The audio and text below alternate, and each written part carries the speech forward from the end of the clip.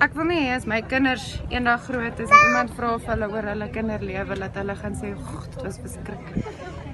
Hulle moet daarom kan sê, weet jy, dit was hartseer, maar ons het sirkus toe gegaan en ons het koekies gebak en so dit is my missie. Ek maak nuwe herinneringe om te probeer opmaak vir al die sleg. Ek wil nie hulle moet daai aand onthou nie. Dis te mekaar en dis rof. En terwyl ons die stukke moet optel van dit wat oorgebly het, moet jy 'n lewe bou en jy moet dit leef en jy moet 'n gewone mamma wees. So dis rof. Hy het nou die 12de Oktober 'n jaar oud geword. Op my verjaarsdag, ons verjaar saam, ja. Ja, dit was so spesiaal eintlik geweest want toe die dokter sê nee, sy boek die keiser vir die 12de, toe sê ek, maar dis my verjaarsdag. Toe sê nee, dan gaan sy dit skuif. Toe sê Johan, toe sê hy nee, ons moet nie dit skuif nie, ons moet dit so hou. Want hy is ons persentjie, want hy was 'n groot verrassing vir ons geweest. Groot verrassing. Met die 3 dogtertjies.